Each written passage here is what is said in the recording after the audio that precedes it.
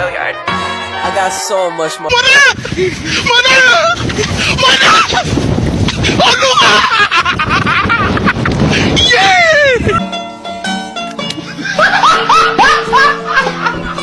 Are you ready, kids? Aye, aye, Captain! I can't hear you. Aye, aye, Captain! Oh!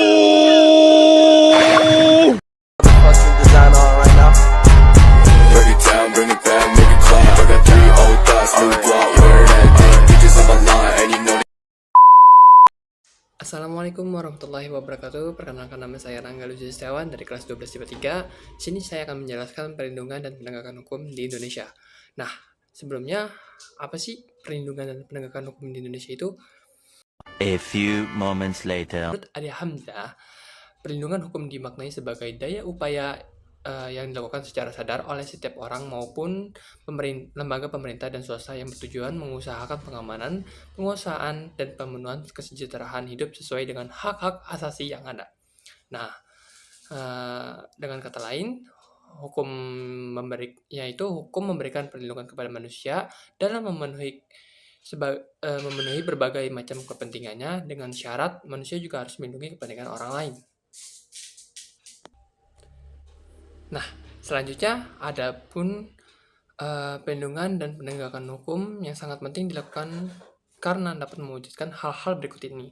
Nah, yang pertama, tugasnya supremasi hukum, dan yang kedua, tegaknya keadilan, dan yang ketiga, mewujudkan perdamaian dalam kehidupan di masyarakat.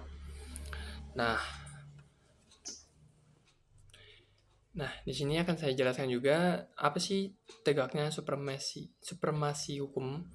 Supremasi hukum itu yang bermakna bahwa hukum mempunyai kekuasaan mutlak dalam mengatur pergaulan manusia dalam berbagai macam kehidupan. Dengan kata lain, semua tindakan warga negara maupun pemerintahan selalu berlandaskan pada hukum yang berlaku. 2 hours later. Nah, yang kedua itu adanya tegaknya keadilan. Apa sih tegaknya keadilan? Tujuan utama hukum adalah mewujudkan keadilan bagi setiap warga negara. Setiap warga negara dapat menikmati haknya dan melaksanakan kewajibannya merupakan wujud dari keadilan tersebut. Hal itu dapat terwujud apabila aturan ditegakkan. Dan yang ketiga, mewujudkan perdamaian dalam kehidupan masyarakat. Kehidupan yang diwarnai suasana yang damai merupakan harapan setiap orang. Perdamaian akan terwujud apabila setiap orang merasa dilindungi dalam segala hal di bidang kehidupan. Hal itu akan terwujud apabila aturan-aturan yang berlaku dilaksanakan.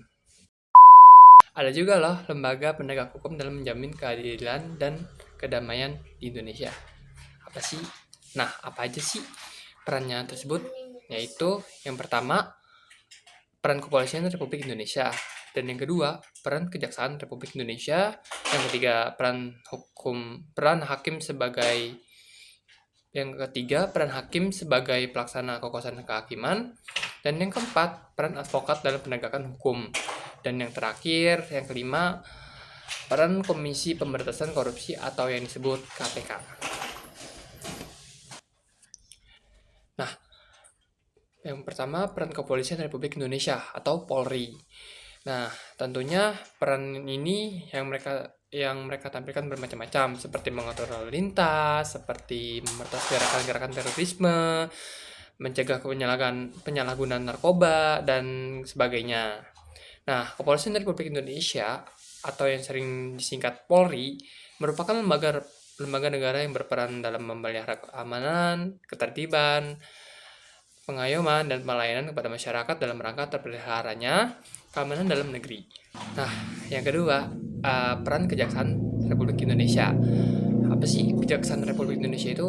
Nah, Kejaksaan Republik Indonesia adalah lembaga negara yang melaksanakan kekuasaan negara, khususnya di bidang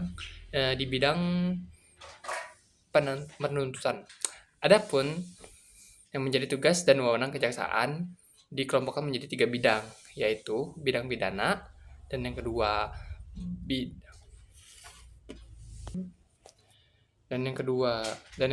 bidang perdata dan tata usaha negara, dan yang ketiga dalam bidang ketertiban dan ketentraman umum.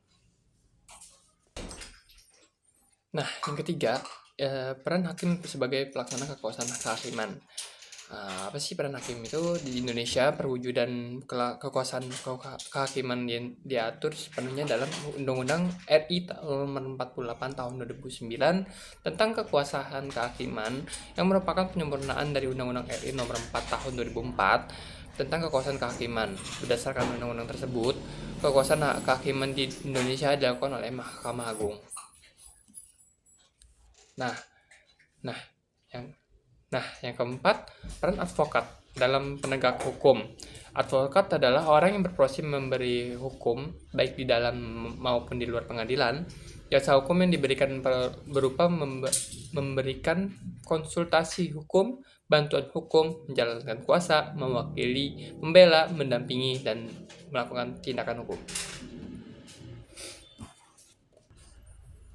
Nah, yang terakhir, atau yang kelima, peran Komisi Pemberantasan Korupsi atau yang disebut KPK. Apa sih KPK itu? Komisi Pemberantasan Korupsi disingkat KPK adalah sebuah komisi yang dibentuk pada tahun 2003 berdasarkan Undang-Undang RI Nomor 30 Tahun 2002 tentang Komisi Pemberantasan Tindak Pidana Korupsi. Apa sih tujuan dibentuknya KPK? Nah, tujuannya KPK itu ialah untuk mengatasi, menanggulangi, dan memberantas korupsi untuk mencapai tujuan tersebut. Oke, sekian penjelasan dari saya tentang penegakan dan pengadilan hukum di Indonesia. Kurang lebihnya mohon maaf. Wassalamualaikum warahmatullahi wabarakatuh. The next day.